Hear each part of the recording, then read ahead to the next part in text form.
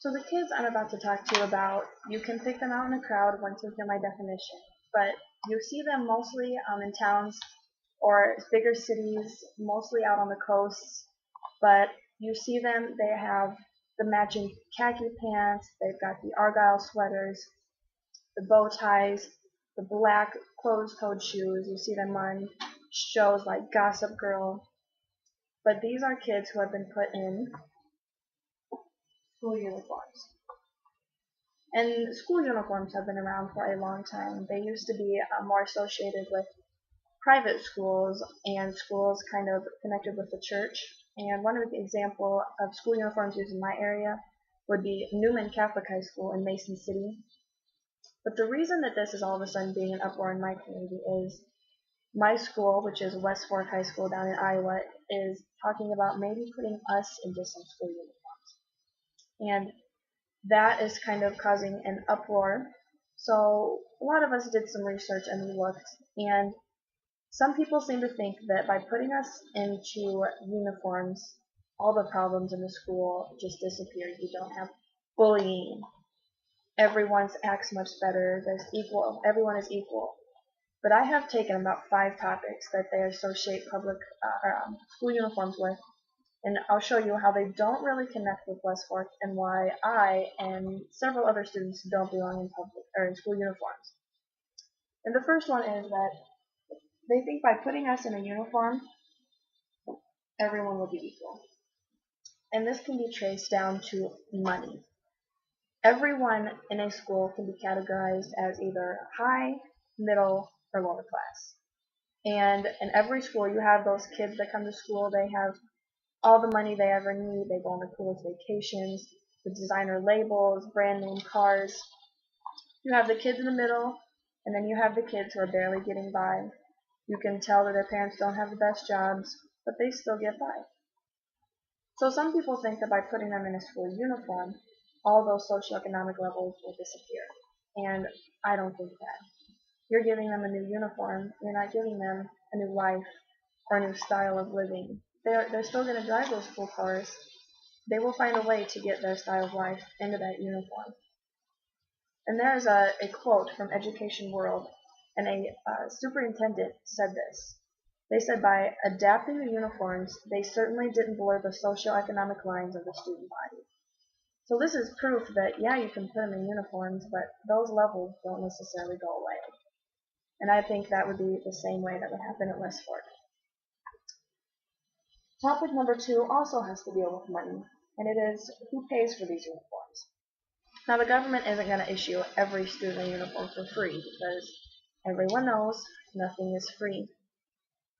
So that means either the school and the school district will have to shell out money, or they're going to make the parents buy them. But let's just say the school buy them. Everyone, you hear in the news about how the schools always are needing money, they're constantly cutting jobs, they have to raise prices for lunch, because school doesn't get the funds they need. I have 2 parents, and they're constantly saying, oh, I wish I could take my kids to this field trip, but we can't take them because we don't have the funds. But I think if the school were to spend $50 on each student, that would be spending money not in a smart way. We should use all those taxpayers' money and use something educational. You can put it towards transportation to a cool new place to go learn something, or get new computers, or just supplies in general. I mean, teachers appreciate it. So maybe not have the school spend it, then we'll make the parents pay.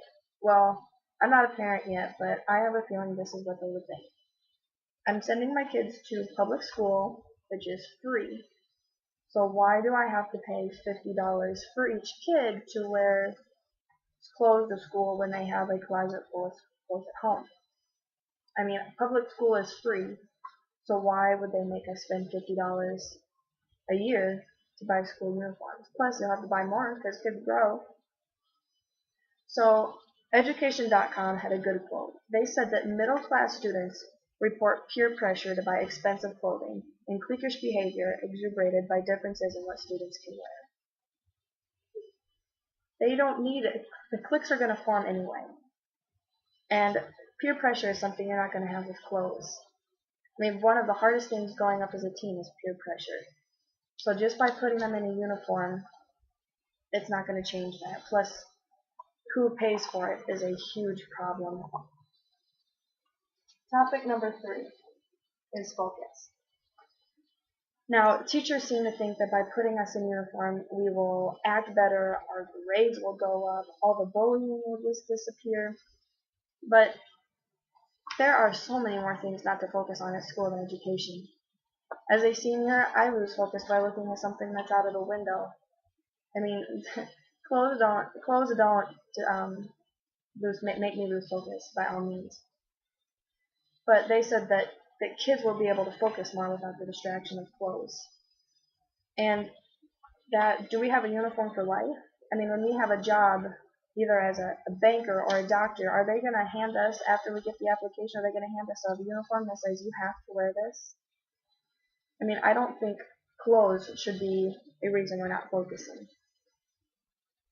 And they had a quote from education.com, and it was an article that they're against school uniforms. And they said, no matter what clothing rules apply, students will always find a way to pass judgment on others. So for those teachers who think that bullying will stop just because they put us in uniforms, they don't know how creative we can be. Students will find a way to pick on someone even if it isn't their clothes. I mean, I've been picked on just the way you act, your hair. I mean, it's just one of those things you have to deal with growing up.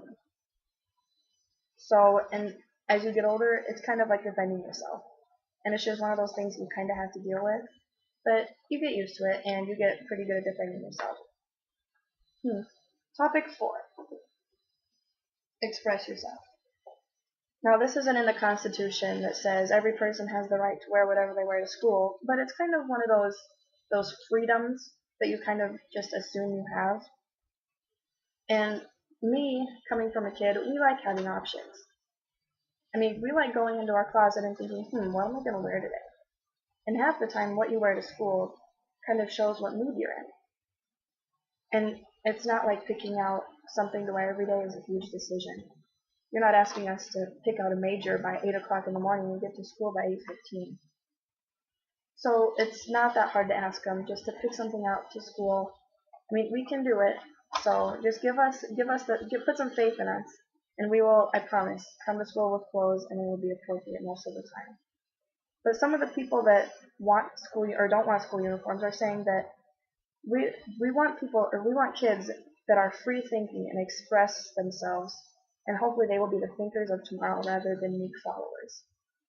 So they're thinking if they can make small decisions like this, starting in 3rd grade all the way through seniors, they're making those decisions already, and they can make better decisions. They're pretty good at decision making by then, and hopefully we will have better leaders and not followers.